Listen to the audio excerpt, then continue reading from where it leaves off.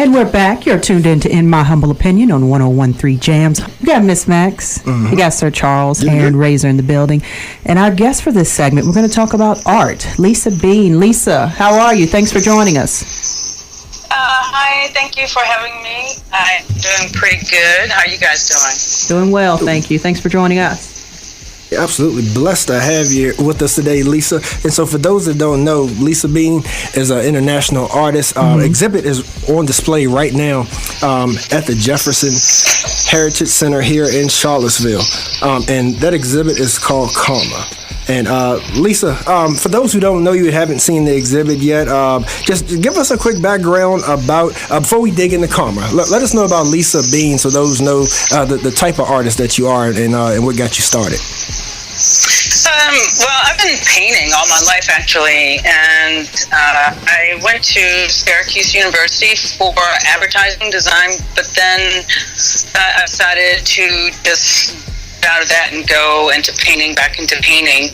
And the style of painting that I'm doing at this point, I've been doing it for 17 years. And I decided to do this style of painting just because of the way I saw the way the world has been going in America, especially with the racism, and for us to progress the way we have with the internet and everything. I just saw everything seemed to be in a strange way going backwards, not necessarily forward.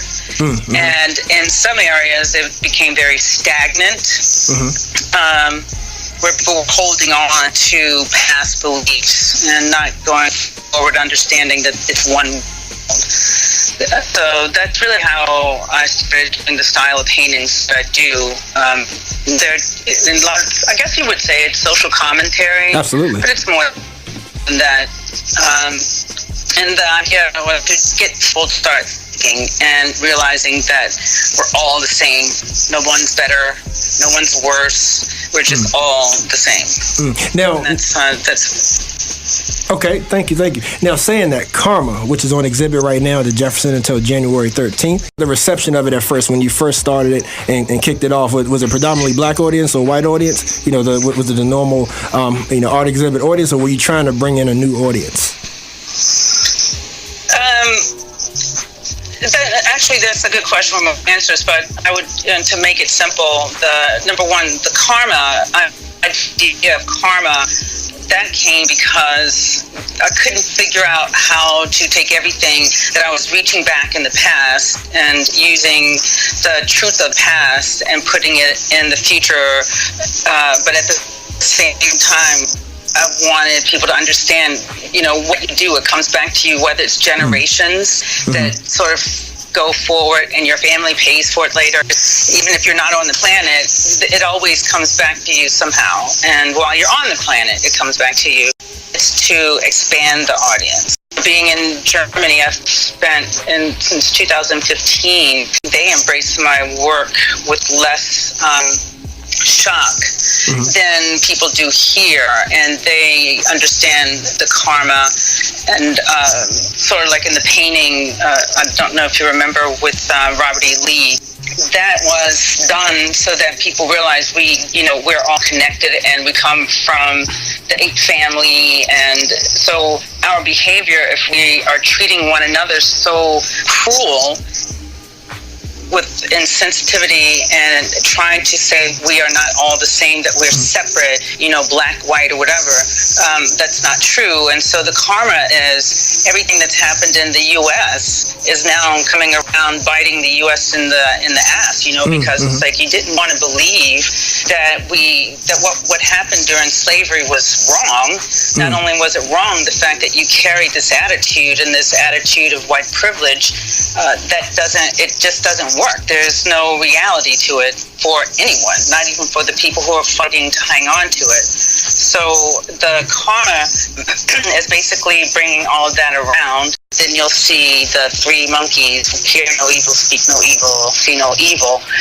Everybody treated that whole past of slavery and the brutality of the Jim Crow and the freedom and privilege that white people had to just lynch thousands and thousands of innocent black people just because they needed to feel better about themselves. And so now it's coming back around. How you doing? This is Ray. I got a question for you. Would you consider yourself more religious or more spiritual? Yeah, I'm very spiritual. Yes, I don't consider myself religious so much as I consider myself spiritual, and that our universe was created out of a dying star, and it died. It collapsed in less than a second. That's how we all became. The reason I was asking you that, I believe in a high power. The reason I was asking you that, a lot of the quotes that you just made were like things that seemed to be taken out of the Bible when you were talking about almost like you reap what you sow, and things coming back. So that was the reason I was asking. And if you were whatever you said, I was wondering if your paintings are reminiscent of what you do. Yeah, I always religion always seems to play a part at some point, because I use it to remind people to be honest with who you are. If you say you are a Christian or you're a Jew or if you're a Muslim or whatever, if you say you're that, then you need to act like it. And if you're not going to act like it, then you need to sit with yourself and come to terms with that. But there's no way in any religion, true religion, with the words out of any of the books that I've read, that higher power says, yes, go drag a man out of his house and rope around his neck on a tree and cut his genitals off, take his skin, cut his hair, pull his eyes off, cut everything. And there to me is no religion that says this is okay, yet people do that still today. That's very true. Very true. So, hey, Lisa, here's what we're going to do. We're going to take a quick break, and then when we come back, I want to dive in, ask a couple of questions about a couple of the pieces that you have there, and a couple other comrades here in the studio have a couple of questions for you. All right, so we're going to take a break, and we'll come right back and let you really illustrate and break down so people can get a visual of your work over there at the Jefferson. All right. Okay. All right, so you listen to IMHO 101 Jams. Remember, hit us up 434-422-9101 here at the station. IMHO 101 Jams online. We'll be right back with international artist and artist of Karma, Lisa Beane. IMHO 101 Jams, and we're back with Lisa Beane, international artist whose exhibit Karma is on display right now at the Jefferson. And Lisa, Max has a question for you. Yeah, hi Lisa, how are you?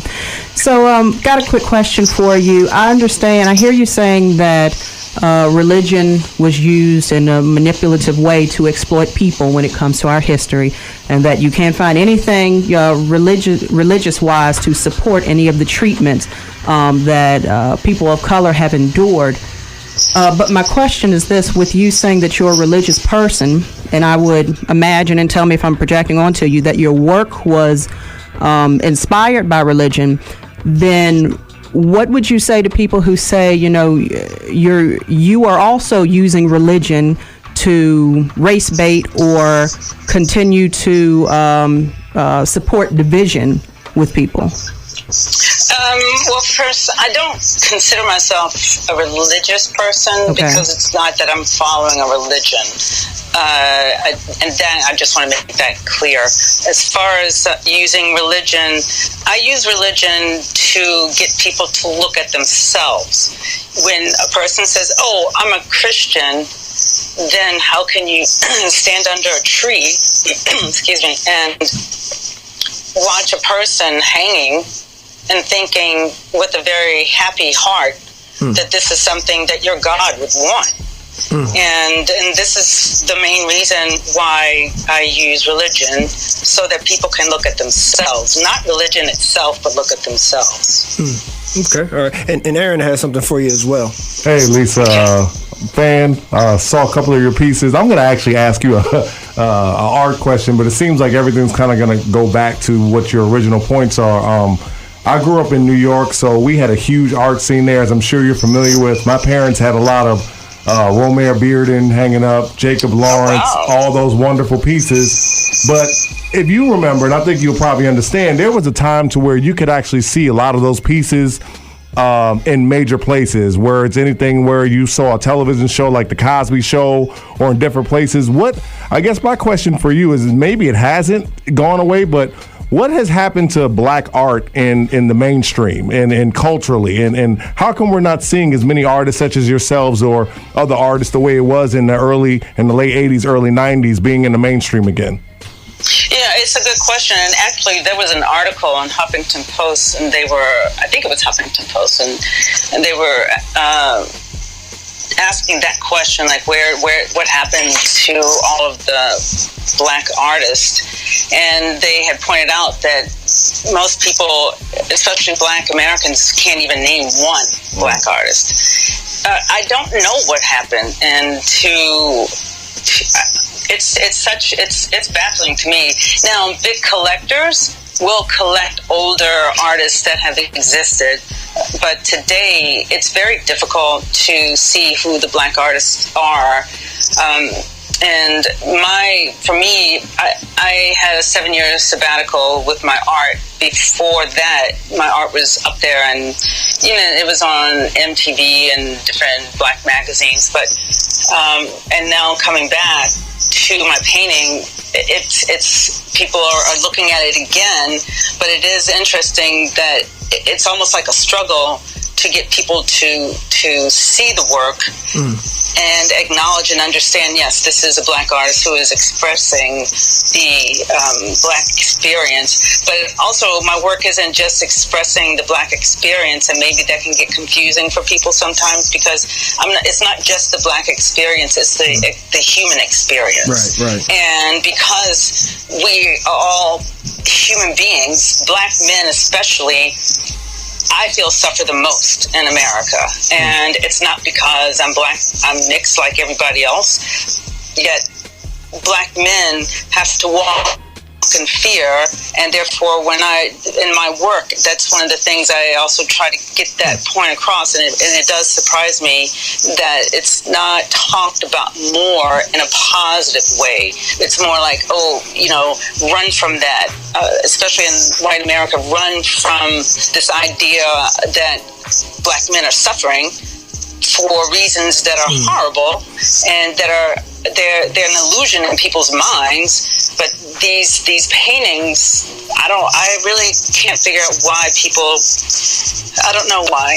It's really hard. Now, Lisa, let me ask you. That's very interesting. So you said the black man you feel suffers the most. So, and you would stand by that, and even more so than the black woman, because a lot of times what the black man experiences kind of snowballs onto his black woman a lot of the times. Well, here I'll give you an example. Let's say you and I walk in a room.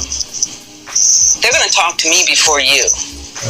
Good point. That's true. And and as a black woman, there's this whole new movement which I absolutely embrace. Me too.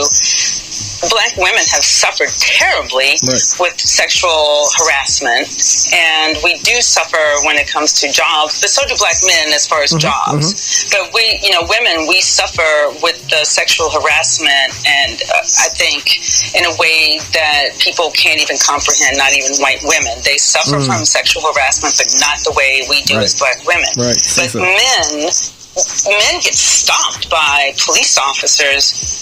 I don't know the percentage, but it's way higher than they do with women. And so men, when I say suffer more, men's lives are more at danger than black women. And black men have to, I have 2 brothers and I have nephews.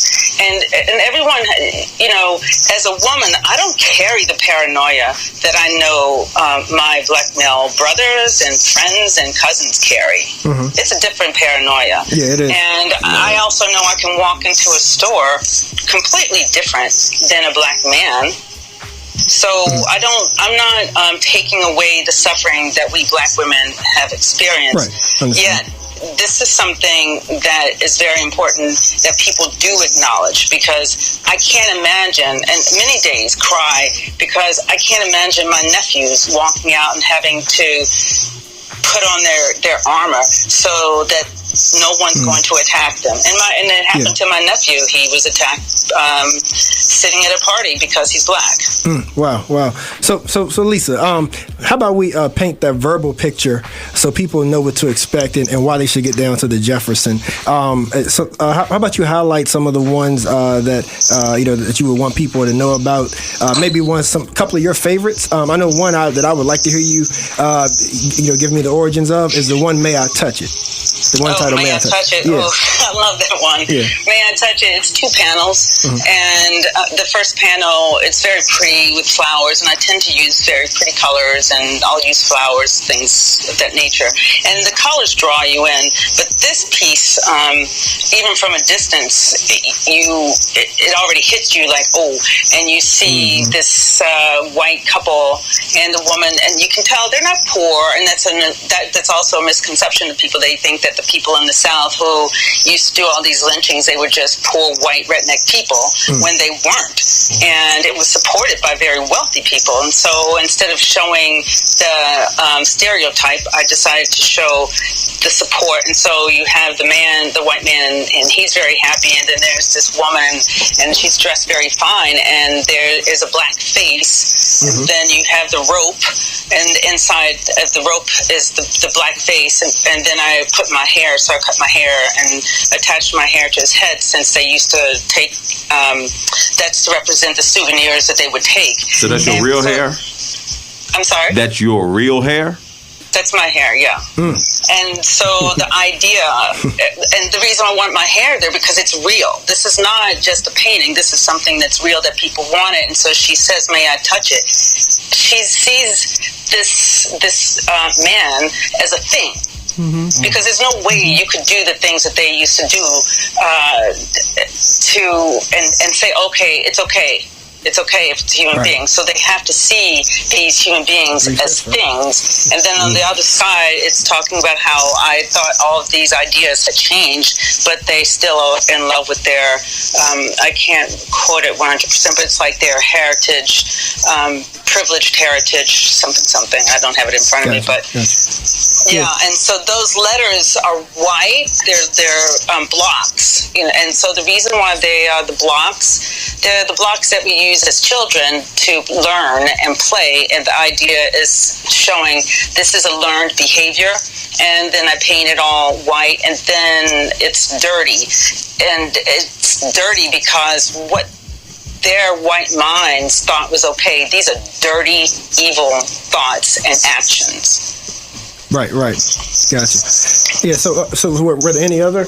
Maybe just the details of the exhibit hours, or I think you had also. I remember you had mentioned. Oh, Snowflake. That's the one that you saw. And you mentioned that you read something, and that painting to me is probably my favorite because it shows the past. It shows the civil rights movement, and it's showing the police and tear gas. But at the same time, it takes you into the present, and you'll see at the bottom of that painting, there's a red. It's like gunshot going through a boy, but there's a lot of tear gas, and the snowflakes are along the painting, and that it's showing how right-wing people today call people who are compassionate and sensitive to people who are underprivileged, people who are minorities, people who are suffering. They call them snowflakes. So I decided, okay, here we have in Charlottesville, everyone's upset that Robert E. Lee, who's the enemy of the country, they're upset they're taking down this statue, and the title of the painting is Snowflakes Said There Are No Statues of Hitler in Germany. Because in Germany, they can't comprehend why we are doing this. They cannot comprehend this. My friends are always, they're baffled. So that painting, and then at the top of the painting, you'll see one guy with the mask, and he has the tear gas to throw back at the police. And then you'll see another guy running. So the guy running, he says, yo, man, I'm going to bleep. Yo, man, where the F is Christus. So Christus in Latin, Jesus. Yeah, right. So it's like, where's Jesus in all of this? Where's our Savior? And then the guy says, I don't know, dude. Dude hasn't been around in a long time. Run, bro. Because it's like, don't keep standing there and saying, well, Jesus is going to come save me, because this has been going on and on and on and on. And and then you have the woman in the middle, and she's pushing her hand towards the gun. And this is a real image from the 60s during the movement, and you'll see a mark in her hand like Jesus. Because, again, when you're in the middle of suffering, you're suffering. Yeah. And true. so people will say Jesus is on the cross and he died for our sins. Okay, that's all fine. He suffered, but you know what? When you're standing in my shoes and I'm suffering, I don't care who he is. He's not saving me. This isn't stopping. And then above her head, you have these little angels putting a crown, because her suffering is so intense. And what the women had to go through in slavery, even in all the way up into the 60s, when they had to work for these people, they were raped. Right. That's right. And that's so right. she becomes like the Mary. She becomes a holy relic, and she's brave and she's strong. And so she's in the center, because it's the mother, the female, the black female is the one you also look at for that strength, because many black women had to hold families together. Yeah, absolutely. So that's this painting. Yeah. So so Lisa, as we come to a close, just go ahead and pitch the exhibit for us. Any closing words that you want to leave with the people on why they should get out there to the Jefferson. Well, I just think that everyone should take the opportunity to go, because there's just so much there. Even there's a painting dealing with our life here with the idiot in the White House, and he's in his pumpkin bubble. And there's just, there's such a wide variety there, but it's all tied together. And when you see the paintings in person, it hits you so strong compared to when you just look in the catalog. And it is very, very strong in the sense that there's no BS. I mean, I'm straightforward there, not for shock value, but it's like, let's stop with the BS and start being honest and realizing we have to be good to one another, because we all only get one machine on this planet, and we're only on this planet for so long, and it's a rock floating in the middle of the big black space. We're not that special. But we're all special, and we need to learn to love one another. The other thing is, and because I have an exhibition that's in Germany right now, I like to go back to Germany, because the thing about Germany is they can't understand us. And they are so confused. And that's where Hitler came from. And now we have Hitler in our country. They don't understand it. Wow. That's deep, Lisa. So January 13th, right? They have until then to see the exhibit at the Jefferson. Yeah, and they can, if their catalogs, they can get it. If they don't get it, they can get it online, and I can sign it for people. But there's a lot of information in the catalog that I think people would benefit from, and it's just good for people to go and connect and think. Lisa, if we send you one from In My Humble Opinion, will you sign it and send it back to us? Yeah, I have some here. So nice. I can talk to you guys afterwards, and I'll get all that information, and I'll make sure you get them. Okay. And I hope if you make your way back to Charlottesville, which I'm sure Andre and the good people at the Jefferson would love to have you back. We got to get you in studio to talk to us too. I will definitely do that, because this coming year, the next round of paintings that are coming are even. Oh, have mercy. All right. Well, yeah. Well, we can't wait to see it. Continued success. Very thought-provoking work. Keep doing what you're doing, Lisa. Appreciate it. Yeah, I appreciate you guys. Thank you so much, and have a happy holiday. Thank you. Happy New Year. Thank you as well. Thank you. Okay. All right. Thank you. Bye. Okay. All right, you're tuned in to In My Humble Opinion. We've been speaking with Lisa Beane about her art exhibit over at the Jefferson, okay? It's entitled Karma. For those of you who aren't familiar with the Jefferson, it's Google it, but it's located at 233 4th Street Northwest, okay? And that's the Jefferson African American Heritage Center. Don't be going downtown mall to the Jefferson Theater. We're talking about the African American Heritage Center. That's right. So look, stay with us. Don't go anywhere. We'll be right back. 101 Jams is a nonprofit community radio station. It is our mission to educate, inform, and entertain our listeners with local and national news and events while providing you the best of classic and new hip-hop and R&B. The views expressed on 101 Jams belong to those expressing them and do not reflect the views or beliefs of 101 Jams, the board of directors, or its parent company, Air Mix Virginia. To find out more about how 101 Jams serves your community, visit our website, 101jamz.com, or facebook.com/101jams.